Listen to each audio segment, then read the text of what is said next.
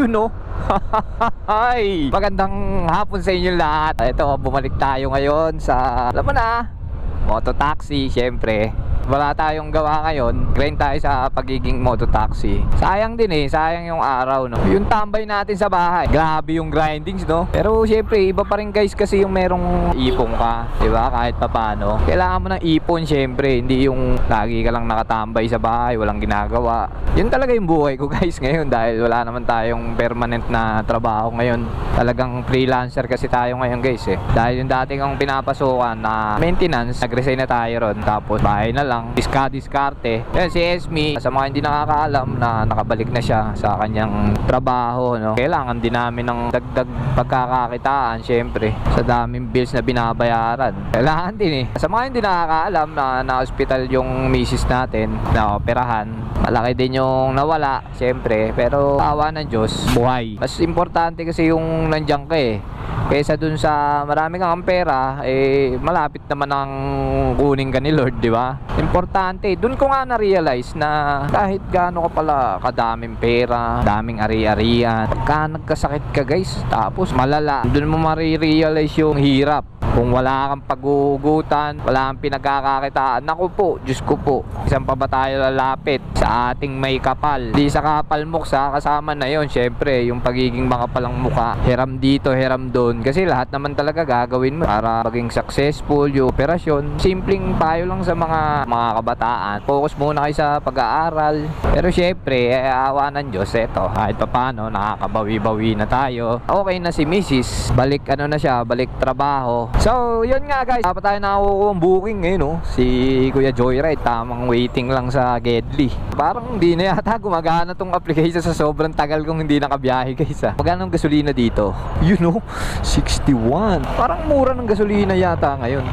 Pagas muna tayo para wear palus. Ay! Eh di ba unleaded, boss? Sana hindi umulan mamaya guys, no? Para dire-diretso yung maging biyahe natin. Thank you bossing ah. Tamang kwentuhan lang muna tayo ngayon eh. Hanap muna tayo ng pasahero. Pero na-miss ko mag-ano ha, vloggeries. Na-miss natin mag-moto langos today's videos. Sobrang haba ng bakasyon natin, no? Sa paggagawa. So yun guys, pupuntahan natin yung first customer natin ngayon. Magkano ba? Ito guys, 235, 2 stop, pick up Longos, Malabon. Ang drop off ay San Roque, Marikina. Marikina kaagad, napasaba kaagad tayo guys. At syempre guys, nga pala, meron tayong bagong intercom. Shout out sa Freedcon Philippines. Baka naman syempre para din marinig natin si customer. Yung di kami nagsisigawan. Saan kaya dito si bossing? Ito ba? Okay, dito nga.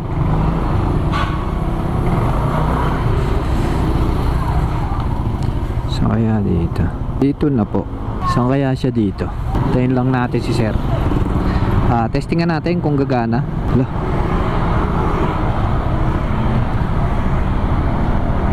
Ayun, gumagana guys oh.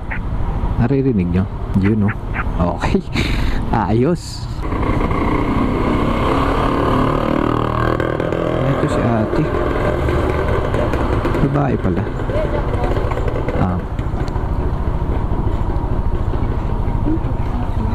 Mama. Ay, sige po. Dinig nyo po ako, ma'am? Opo. Okay, sige po. Okay na po? Sige po, sakay na kayo, ma'am. Okay na kayo, ma'am? Yes po. Sige po. Para hindi tayo nagsisigawan, no? Oo nga, ang bongga nito. Inano ko talaga siya, ma'am, para para... Meron palang ganun. Opo. Para hindi nagsisigawan kung papara na yung customer. Okay naman, tama naman. Oo, ma'am eh. Kasi hindi ko rin naririnig talaga minsan, dalas. Opo. Tsaka sinamahan ko na lang din ma'am ng motovlogger. Nakakaaliwa, may vlog to. Opo. Huwag nyo kumensa na. Hindi ma'am, okay. Sayang din po kasi ma'am para... Tama naman. Opo. Kaya sabi ko mahilig manood ng mga ganun YouTube. Opo. Di talaga nawawala yung traffic sa EDSA guys, no?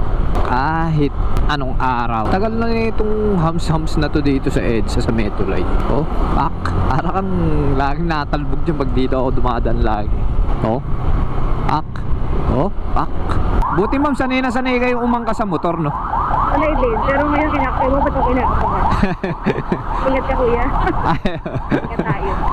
Oh, ma'am, maingat. Yung kapitbahay namin, last 2 weeks ago lang, Opo. na-aksidente din, kaya siguro. Ay, ganun, ma'am. Oo. Ano pong trabaho niya? Ano din po? Ano, estudyante pa, nakakalungkot. Ah, Diyos ko. Batang-bata yung pa. boyfriend, yung driver. Ay, grabe.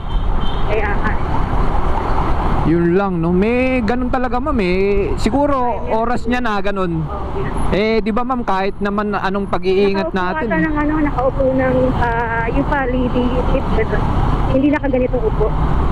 Ay, ganun, ma'am. Siguro na out of balance, ma'am, no? Oo, nadumula sa atin sa upuan, tapos yun. Eh, mali pa, nag-overtake ata yung boyfriend sa malaking truck. Ay. So, hindi siya visible. Kaya pinakulong na MMDA yung driver. Pero Oo. kawawa din kasi nga na-trauma yung parehas pa, tapos estudyante pa rin. Pero anong nangyari sa kanya, ma'am? Okay naman? Yung girl, yung angkas na matay. Ay, ganun, ma'am? Nadulog yung chest. Ay, grabe. Eh, yung lalaki, ma'am, yung... Buhay naman, nawa niya ulit. Pero yun nga, pero nakalaya na yata. Kasi hindi naman nagabol yung family ng babae. Oh, ma'am, kasi yung ganung aksidente, ma'am, di ba? Kaso, ang nangyari kasi doon, parang hindi silang nagdoble ingat, no? Yes, oo, totoo yun. Mas parang pinaboran nila yung maging safe yung babae o hindi man... Yung bang parang hindi siya masilipan, di ba, ma'am? Ganun. Hindi nila na-anticipate yung accident. Yung Oh, ma'am, eh. Saka Kaya, may picture kasi sir, mali talaga yung boyfriend. may ano, ma'am? Overtake, mali yung boyfriend, nag-overtake sa malaki, di ba lalaki ng mga yung Opo. mga Truck. container van dyan sa may Oo. road 10, papuntang Rojas Boulevard. Yes, ma'am.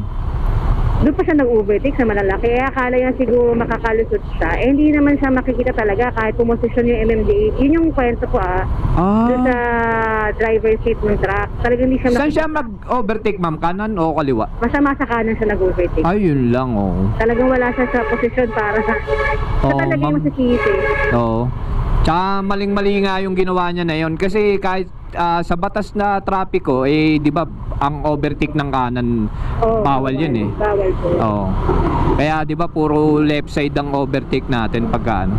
Eh kasi ma'am, syempre nakasanayan na nating mga Pilipino na maluwag, di ba? Maliit ang motor, kaya madaling isingit.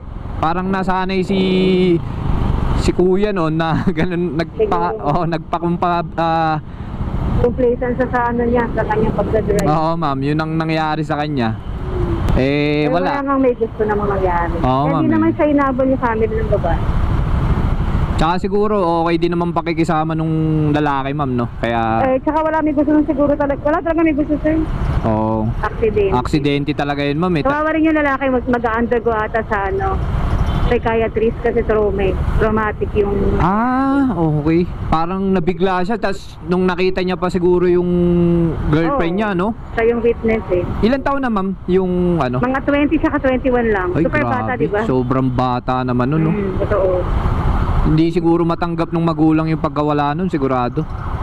Yung nasa kapitbahay namin, syempre yung mother hindi pa nakakamove. Yung father siguro nagpapakatatag para sa bahay. Kaya siguro ako kinakabahan kasi hindi naman ako kinakabahan talaga sumakay. Ikaw nang bahala, sir. Kaya na pa ako napipray eh. Ano, ma'am, Pero eh? ako, bigla na lang hindi yung nawala sa isip ko. Biglang pumasok. Kaya... Opo. Tsaka ma'am, pagka ano kaya may inuuwian kang pamilya, syempre doble ingat ka rin. Oo. Dahil may nag-iintay sa'yo araw-araw eh, pagka mahirap wala din, akong ma'am. plan ngayon dapat wala ako dapat plan umalis. Opo. Di ba minsan pag wala kang plano eh. Opo. Kaya Kumbaga, may prayer pa rin, syempre. Kaya mag-alala, ma'am, yung iniisip nyo mas doble pa yung iniisip ko na pag-iingat. May family na rin kayo. Ano, May ma'am? anak na rin kayo, sir. Oo, ma'am, kaya doble-doble ingat at kayod. Tama yun. Opo, eh. Tagal na kayo nag-movie po. Hindi, ma'am, bago lang po ako dito sa ma'am, sa ganitong larangan. Ano kasi ako, ma'am, nag-grind din po ako pagka umaga. Yan. So Opo. sa ano pa to? Extra nyo pa to? Oo, ma'am, pagka gabi lang po. Siyempre, ma'am, di ba? Pagka may pamilya na at hindi naman sumasapat yung pang-umagang trabaho mo, Sa habang bata. oo, ma'am, eh. Habang malakas pa, ma'am. Oo, so po. Pero hindi ko naman, ma'am, pinopokus yung sarili ko sa pagtatrabaho. Pero, kumbaga, sumisingit pa rin para sa pamilya, ganun. May time for rest. Oo, ma'am. Kayo, ma'am, may pamilya na po kayo? Oo, meron. Anak ko yung naiwan sa bahay. Oo. Ilan na po yung anak nyo, ma'am? Isa lang. Ah, Hindi pa nadagdag. mukhang bata pa kayo, ma'am, no? Di, tanda na ako. 40 na ako. Ganun po? Parang Maliit mga lang. nasa 30 lang kayo mahigit, ma'am, eh. Ako na, bola pa ni Kuya. Hindi. Maniniwala ako. Kasi pag maliliit ata yung advantage. Ano, ma'am? Pagka nakapagkakamalang bata, maliliit. Mga petit, di ba? Opo. Hindi, tsaka ano kayo, ma'am, eh, naka-mask ganyan. Oo. Tapos kaya- parang mata lang po yung ano sa inyo. Pabor din naman sa amin yung naging ganitong trabaho. Tsaka sa mga ano din, ma'am, sa mga sumasakay din, syempre, mas napapabili sila, lalo na yung mga nagtatrabaho ng gabi, no, ma'am, no? Oo. Yung rush hour, ma'am, no, yung hinahabol nila. Mahirap talaga mag-commit yun, sir. Ako, sobrang. Oo, ma'am, eh. Nakatawi, kung nagbumiyahe kayo kahapon, grabe traffic.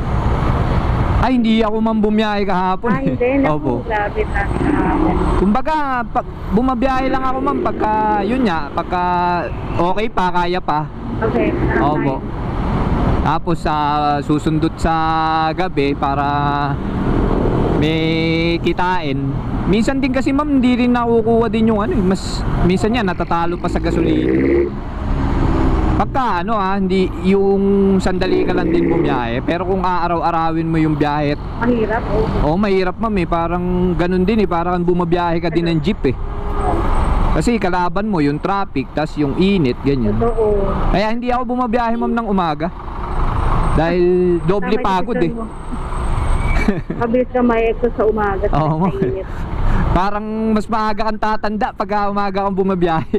Ano yung once a week lang yung pasok, kaya okay din. Ay, ganun, ma'am? Work from home kami the rest. Mas Kaya maganda. kahapon lang yung pasok. Ako naka-traffic pa. Kaya akala ko nga, ma'am, papasok po kayo ng trabaho kanina nung Ay, hindi ano. na kasi nilas ako. Oo po. Pupunta lang ako sa friend ko dyan. Meron kami kasi. Pero, sa kayo nagtatrabaho, ma'am? Sa... Pasig pa, sir. Pasig. Madalas kasi ako, ma'am, dun dumadaan sa Megawinyo. Papunta kasi sana ako ng Rojas Boulevard. Kasi dun ako mas maraming nakikitang pasahero. Tagasan po ba kayo? Ano, ma'am? Tagasan kayo, sir? Dyan lang po ako sa may Valenzuela, ma'am. Okay. Opo. Kapit bahay lang. Opo, ma'am, sabi ko, dito kaya ako dumaan, baka ako may Pagka kasi sa amin, ma'am, yung bandang, di ba, dulo na po kasi ng ano yun, ma'am, di ba? Oo. Ng Bulacan, Oo. madalang ang ano dun, ma'am, nakukuwang pasahero. Bihira. Okay. Opo. Kaya, Manda kayong may kawayan? dulo na, ma'am, ng bago, ano na po, Malanday, ma'am, kung alam nyo po. Malanday. Opo. Bago siya may kawayan. Bihira doon nagbubuk? Oo, ma'am, matagal kang mag-aantay kung meron naman, ang problema kung maghahabol ka ng oras, ganyan. Okay. Kasi ako, ma'am, hindi auto-accept ako, ma'am, hindi na ako nagka-cancel, ma'am, ng ano Hindi kayo namimigit.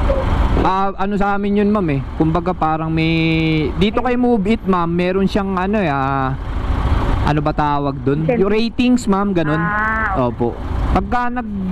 Alam ko pagka nagka-cancel, ganyan, may nawala pala yung record natin, guys. Bait ni ma'am, guys, grabe. Binigyan tayo ng extra. So ayun, guys, maraming salamat sa mga nakarating dito sa huling video natin na ginawa. Marami rin tayong natutunan na mga iba-ibang kwento na naisasakay natin na customer. Kaya nagpapasalamat ako dahil sa araw-araw na buhay tayo na umuwi para sa ating pamilya. Maraming salamat, guys, sa suporta at sa mga susuporta pa. Maraming salamat.